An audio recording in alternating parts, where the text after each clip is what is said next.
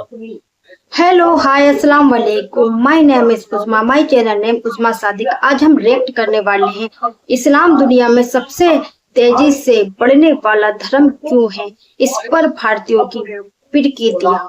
देखें, आप पूरी वॉच करें इस वीडियो को, एंड तक जरूर देखें।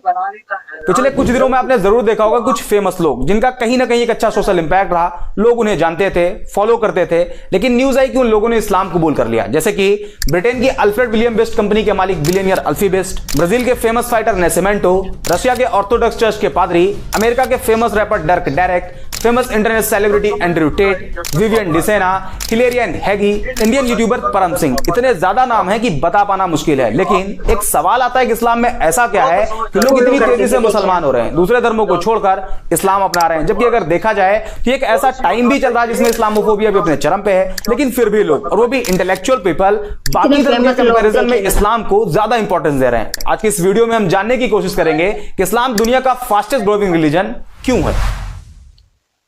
ऐसा क्या है?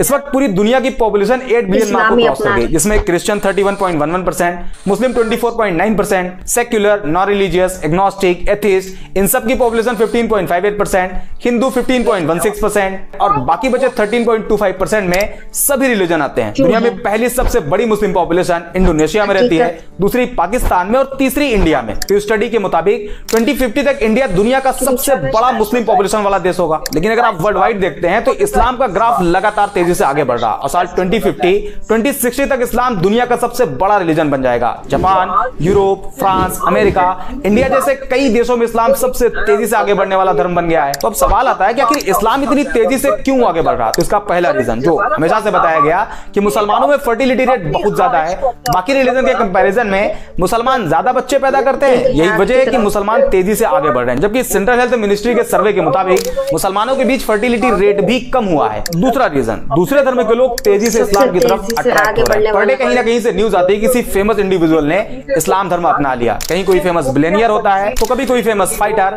तो कभी कोई फेमस रैपर, सेलिब्रिटी। ये उन लोगों की खबरें होती है जो कहीं ना कहीं फेमस होते हैं, लोग उन्हें फॉलो करते हैं। लेकिन ऐसे भी बहुत से लोग हैं जो इस्लाम अपना तो रहे हैं, लेकिन आम लोग होने की वजह से उन्हें सोशल मीडिया पर या न्यूज पोर्टल पर जगह ही नहीं मिल पाती। एक मोटा मोटा आंकड़ा आपको बताते हैं। द न्यूयॉर्क टाइम के मुताबिक अमेरिका के टोटल मुस्लिम पॉपुलेशन में 25% कन्वर्टेड मुस्लिम है और एक एस्टिमेट के हिसाब से करीब 20,000 से ज्यादा अमेरिकी हर साल इस्लाम कबूल कर लेते हैं। इसी तरह ब्रिटेन में करीब 6,000 लोग इस्लाम धर्म में शामिल हो जाते हैं। जापान भी एक ऐसा देश है जहां लोग तेजी से इस्लाम की तरफ आ रहे हैं। वसेदा यूनिवर्सिटी के अकॉर्डिंग पिछले 10 सालों में जापान में मुसलमानों की आबादी डबल से भी ज्यादा हो गई, जिसमें करीब 50,000 से ज्यादा जापानी लोगों ने इस्लाम कबूल कर लिया। और अभी हाल ही में एक रिपोर्ट आई जिसमें बताया गया कि दुनिया में मुस्लिम पॉपुलेशन 2 बिलियन मार्क को क्रॉस कर गई, जिसमें एक बड़ा नंबर कन्वर्टेड मुस्लिम का है। अब सवाल आता है कि आखिर लोग इस्लाम में कन्वर्ट क्यों हो रहे हैं, ऐसा क्या है इस्लाम में। तो इसका कोई एक जवाब नहीं। इस्लाम कबूल करने वाले लोगों से जब पूछा गया कि आपने इस्लाम क्यों कबूल किया, तो ज्यादातर लोगों ने अलग अलग रीजन बताया। लेकिन एक जो कॉमन रीजन देखा गया वो था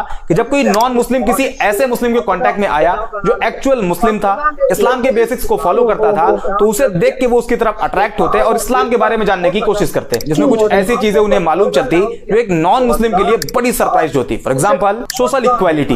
बाकी धर्मों में देखा जाता है कि एक इंसान को दूसरे इंसान के आगे काफी नीचा दिखाया गया है। जैसे इंडिया में जातियों में बांट दिया गया, उसमें भी कैटेगरी बना देगी और सबसे कमजोर कास्ट कैटेगरी को शूद्र बताया गया। ऊंची कास्ट के लोग उन्हें अछूत मानते, उनके हाथ का पानी तक नहीं पीते। इसी तरह दूसरे धर्मों में काले गोरे इंसान को लेकर डिस्क्रिमिनेट किया गया, काले लोगों को गुलाम बना लिया जाता, उनकी पिटाई भी होती और उनसे जानवरों की तरह काम भी लिया जाता। ऐसे में जब कोई नॉन मुस्लिम जिसे सोशल जस्टिस नहीं दिया गया था, उसने इस्लाम को पढ़ा और पाया कि प्रॉफिट ऑफ इस्लाम ने किसी बिलाल नाम के काले गुलाम को न सिर्फ आजादी दिलाई, बल्कि आजादी के साथ साथ बाकी मुसलमानों के आगे बिलाल को काबे की छत पर अजान कहने के लिए खड़ा कर दिया। इसके अलावा जब लोगों ने प्रॉफिट ऑफ इस्लाम की एक स्पीच के बारे में जाना, जिसमें उन्होंने कहा था एक अरेबियन किसी नॉन अरेबियन से सुपीरियर नहीं, और ना ही कोई नॉन अरेबियन किसी अरेबियन से सुपीरियर है, ना कोई काला किसी गोरे से सुपीरियर है और ना ही कोई गोरा किसी काले से। यह जानने के बाद कि इस्लाम में कोई ऊंचा नीचा नहीं, इस एक पॉइंट की वजह से न जाने कितने लोगों ने इस्लाम कबूल कर लिया। दूसरा रीजन, फॉरगिवनेस। इस्लाम में माफ कर देने वाला जो कॉन्सेप्ट है वो भी बड़ा शानदार है। जब लोगों ने उसे जाना तो वो भी उन्हें बहुत पसंद आया और लोगों ने इस्लाम कबूल कर लिया। फॉर एग्जांपल, मान लीजिए कि अगर किसी इंसान को एक पूरी कम्युनिटी बुरा भला कहे, उसे बाइकआउट कर दे, यहां तक कि उसे जान से मारने की कोशिश करे, तो रिएक्शन ये होगा कि जब भी उसे उस कम्युनिटी पर कंट्रोल मिलेगा वो अपना बदला जरूर लेगा। सारे लोगों से ना सही, लेकिन उन लोगों को जरूर टारगेट करेगा जो उसके खिलाफ उसके ही लोगों को भड़काते थे, उसे मार के लाने वाले को इनाम देने की बात कहते थे। आमतौर पर यही देखा जाता है, लेकिन इस्लामिक हिस्ट्री में इसके जस्ट उल्टा है। 7th सेंचुरी में जब इस्लाम की शुरुआत हुई, उसके कई सालों बाद तक, करीब 10 साल बताया जाता है, इस पीरियड में टोटल 40 से कम मुसलमान थे। उस टाइम अरब के जो पावरफुल लोग थे वो मुसलमानों को परेशान करते, प्रॉफिट ऑफ इस्लाम को जान से मारने की प्लानिंग करते, उन्हें जान से मार देने वाले को इनाम देने का वादा करते। यहां तक कि उस टाइम जितने मुसलमान थे उन सभी का सोशल बाइकआउट कर दिया गया और 3 साल तक अबी तालिब नाम की एक पहाड़ी पर कैद कर दिया गया। और मक्का के सरदारों ने यह अनाउंस कर दिया कि कोई भी मुसलमानों को कोई सामान न बेचे और अगर कोई ऐसा करता है तो उसे भी नहीं छोड़ा जाएगा। 3 साल बाद बाइकआउट पीरियड खत्म हुआ, लेकिन मक्का के लोग मुसलमानों को अभी भी टारगेट करते। सिचुएशन को देखते हुए 622 ईडी में मुसलमानों को मक्का से मदीना की तरफ जाने के लिए कहा गया, जिसे इस्लामिक हिस्ट्री में हिजरत कहा जाता है। हिजरत मींस माइग्रेशन। मुसलमान मक्का छोड़कर मदीना चले गए। उस टाइम मदीना को यसरब कहा जाता था, लेकिन मक्का के सरदारों को मानना था कि इस्लाम को पूरी तरह से अगर खत्म करना है तो उसके लिए सारे मुसलमानों को कत्ल कर दिया जाए। इसी इंटेंशन के साथ मुसलमान और मक्का के सरदारों की फौज के बीच पहली जंग लड़ी गई, जिसे जंगे बद्र कहा जाता है। इस जंग में मुसलमानों की जीत हुई और इसी हार का बदला लेने के लिए एक बार फिर मक्का के सरदारों की फौज निकली और इस्लाम की दूसरी जंग लड़ी गई, जिसे जंगे उहूद कहा जाता है। लेकिन 10 साल बाद जो मुसलमान मक्का छोड़कर मदीना चले गए थे, वो एक मजबूत ताकत बनकर मक्का में वापसी करते हैं। उस टाइम मक्का के उन सरदारों में यह डर फैल गया कि हमने तो मुसलमानों को बहुत टॉर्चर किया है, प्रॉफिट ऑफ इस्लाम को जान से मारने की कोशिश करी है, आज मुसलमान हमसे ज्यादा पावरफुल हैं और अब वो हमें नहीं छोड़ेंगे। इस डर से बहुत से लोगों ने सरेंडर कर दिया और बहुत से लोग मक्का छोड़कर भाग गए। लेकिन जब प्रॉफिट ऑफ इस्लाम ने अपनी बात कहनी शुरू करी तो लोगों ने जो सोच रखा था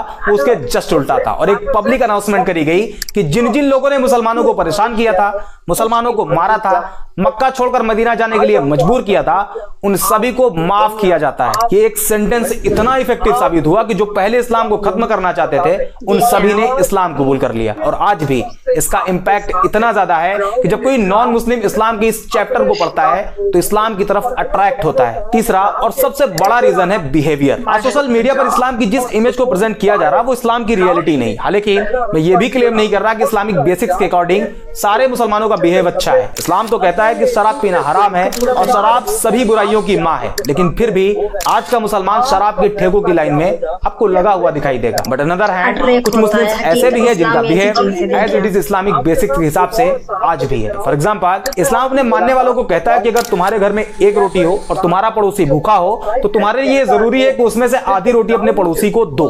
इस बात को मेंशन नहीं किया गया है कि पड़ोसी मुसलमान हो तभी दो, बल्कि कोई भी हो, किसी भी रिलीजन को फॉलो करता हो, आपको उसके साथ वैसे ही बिहेव करना है। और आज के टाइम पर जब कोई नॉन मुस्लिम किसी एक्चुअल मुस्लिम के बिहेव को ऑब्जर्व करता है तो वो उसके बिहेव से अट्रैक्ट होता है और ये रीजन इस्लाम को इतनी तेजी से आगे बढ़ने में सबसे बड़ा रोल प्ले कर रहा है। इसके अलावा justice, tolerance, patience, peace, day of judgment और भी बहुत से रीजन है जिस वजह से लोग इस्लाम को बाकी धर्म के कंपैरिजन में ज्यादा प्रेफर कर रहे हैं। और ये जो आजकल बड़े बड़े सेलिब्रिटी इस्लाम एक्सेप्ट कर रहे हैं उसमें इस्लामोफोबिक एडवर्टीजमेंट भी इस्लाम की मदद खूब कर रहा, क्योंकि जब लोग एंटी इस्लामिक क्लेम करते हैं तो इसका इंपैक्ट पॉजिटिव और निगेटिव दोनों तरह से होता है। निगेटिव ये कि नॉन मुस्लिम कम्युनिटी में इस्लाम को लेकर नफरत बढ़ती है, जबकि इसका पॉजिटिव साइड ये है कि लोग उस एंटी इस्लामिक क्लेम को क्रॉस चेक करने के चक्कर में इस्लाम को पढ़ना शुरू कर देते हैं, जिसमें उन्हें अभी बताए गए पॉइंट्स मिलते हैं जो कि क्लेम से रियलिटी बिल्कुल अलग होती है and eventually they accepted Islam. I hope ये वीडियो आपको पसंद आई होगी। अगर हाँ तो लाइक एंड शेयर जरूर कर दें। बाकी मिलते हैं अगले वीडियो। कर देना।